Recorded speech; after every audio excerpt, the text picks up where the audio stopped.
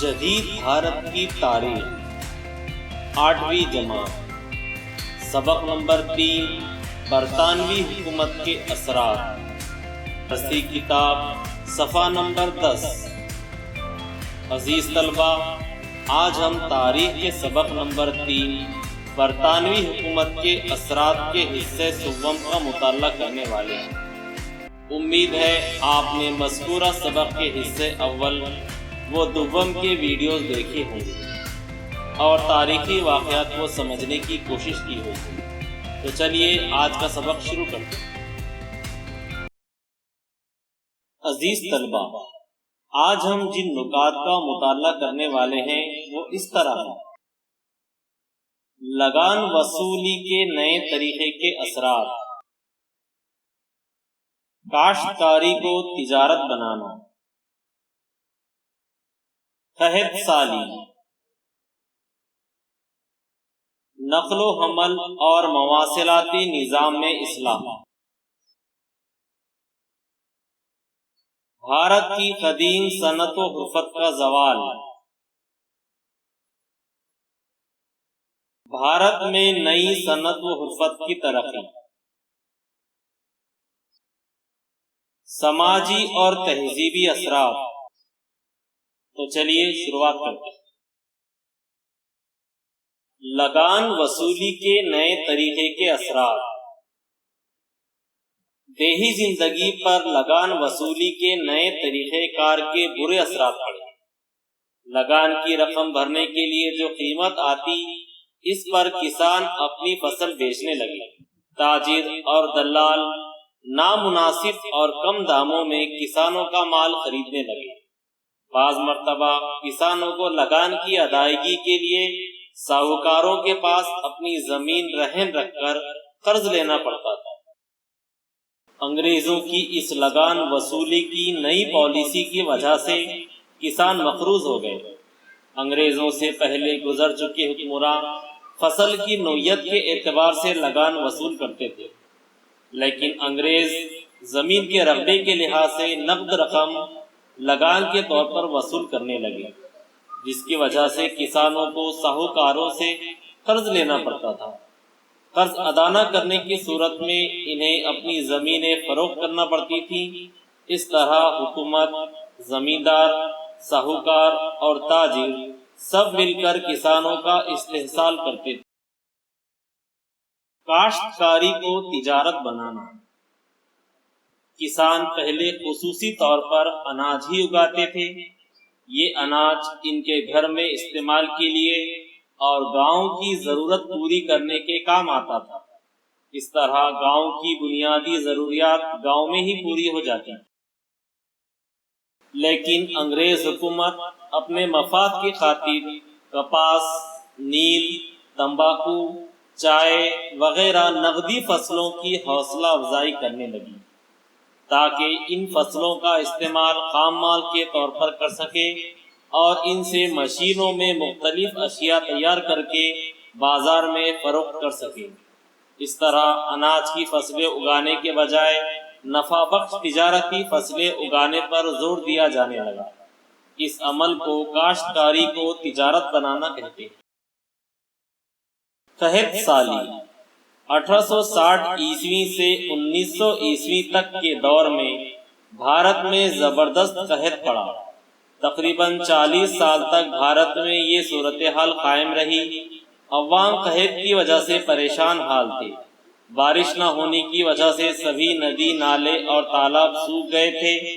لوگ بھوک اور پیاس سے مرنے لگے تھے، لیکن انگریز حاکموں نے پوری مستعدی سے قحط سے نپٹنے کی کوشش نہیں کی، نیز آب رسانی کے منصوبے پر بھی زیادہ رقم خرچ نہیں کی۔ نقل و حمل اور مواصلاتی نظام میں اصلاح۔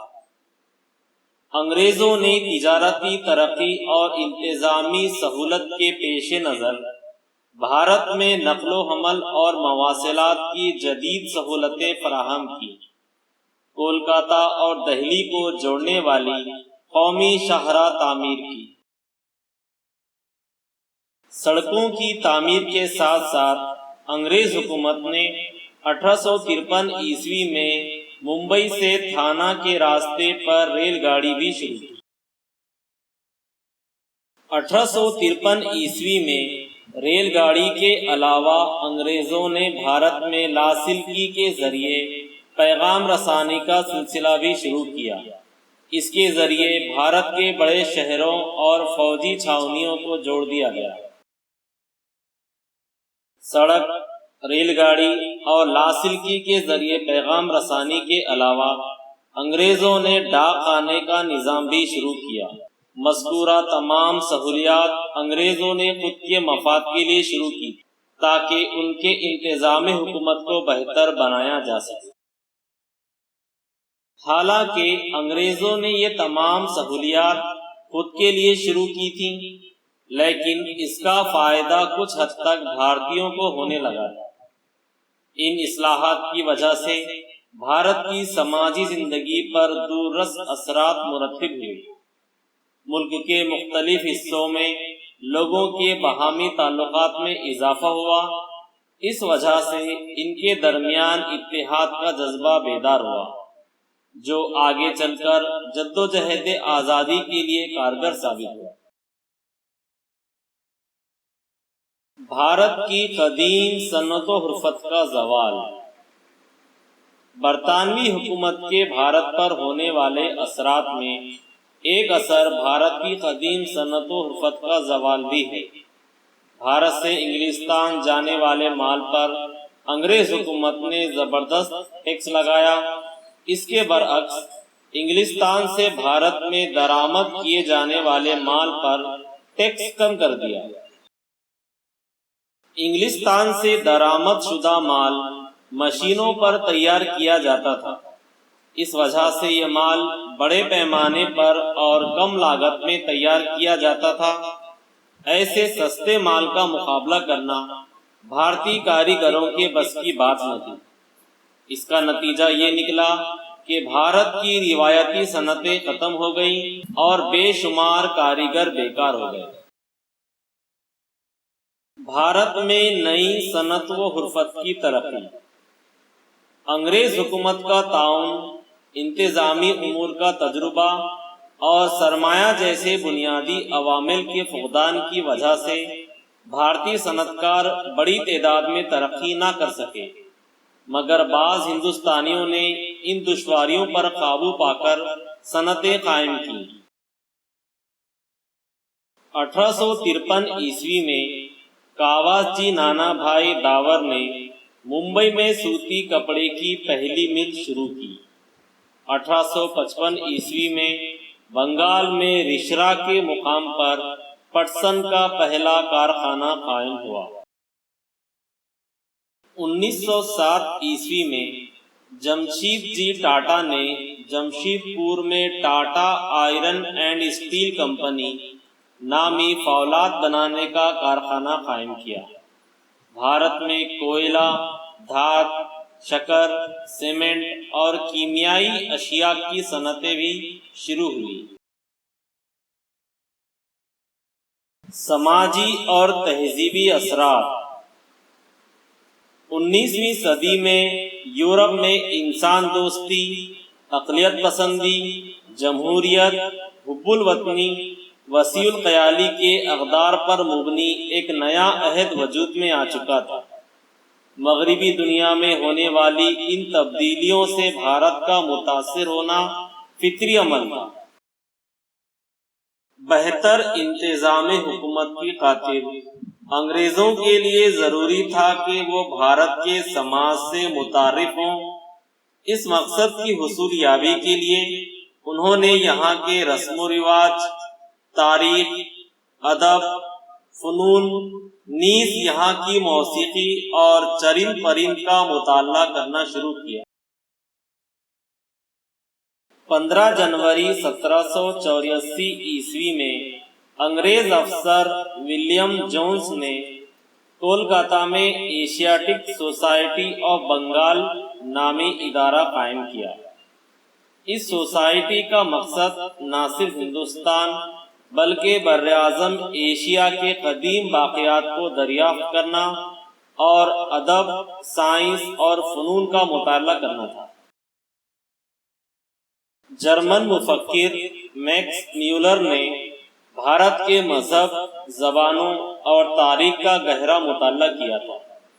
ان مثالی واقعات کی وجہ سے بھارت کے نئے تعلیم یافتہ افراد میں اس حقیقت کا شدید احساس ہوا کہ انہیں بھی اپنے مذہب، تاریخ اور رسم و رواج کا گہرا مطالعہ کرنا چاہیے۔ انگریزوں نے بھارت میں کئی قوانین وضع کیے۔ 1829 عیسوی میں لارڈ بینیڈکٹ نے ستی کی رسم پر پابندی کا قانون بنایا۔ ستی کچھ قدیم ہندوستانی برادریوں میں رائج ایک مذہبی رواج تھا۔ اس رواج کے مطابق اگر کسی شخص کی موت واقع ہو جائے تو اس شخص کی بیوی کو آخری رسومات کے دوران شوہر کی جلتی ہوئی چتا کی آگ میں خود کو زندہ جھونک دینا پڑتا تھا یا زبردستی آگ کے حوالے کر دیا جاتا تھا۔ اس غیر انسانی رسم پر قانونی پابندی لگانے کے لیے سماجی مصلح راجا رام موہن رائے کا بہت اہم کردار رہا تھا، جس کے متعلق آپ سبق نمبر 5 میں پڑھیں گے۔ 1829 عیسوی میں ستی کی رسم پر قانونی پابندی لگانے کے بعد ایک اور اہم قانون بنایا گیا۔ 1856 عیسوی میں لارڈ ڈلہوزی نے بیواؤں کی دوسری شادی کی اجازت کے قانون کو منظوری دی۔ اس دور میں بھارت میں ہندو مذہب میں بیواؤں کو دوسری شادی کرنے کی اجازت نہیں تھی اور ان کے ساتھ برا سلوک کیا جاتا تھا۔ اس طرح اس قانون کی وجہ سے بیواؤں پر ہونے والے ظلم پر روک لگانے کی کوشش کی گئی۔ انگریزوں کو انتظامی حکومت کے لیے انگریزی تعلیم یافتہ ہندوستانیوں کی ضرورت تھی۔ لارڈ میکالے کی تجویز پر 1835 عیسوی میں بھارت میں انگریزی تعلیم دینے کا آغاز ہوا۔ نئی تعلیم کے ذریعے ہندوستانیوں کو نئے مغربی افکار، جدید اصلاحات، سائنس اور تکنیکی علوم سے روشناس کرایا گیا۔ 1857 عیسوی میں ممبئی، کولکاتہ اور مدراس میں یونیورسٹیاں قائم کی گئیں۔ مغربی تعلیم یافتہ متوسط طبقے نے بھارت میں سماجی بیداری کی قیادت کی۔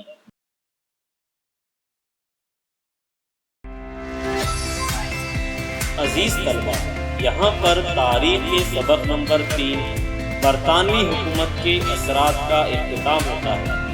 امید ہے آپ کو یہ ویڈیو پسند آیا ہوگا۔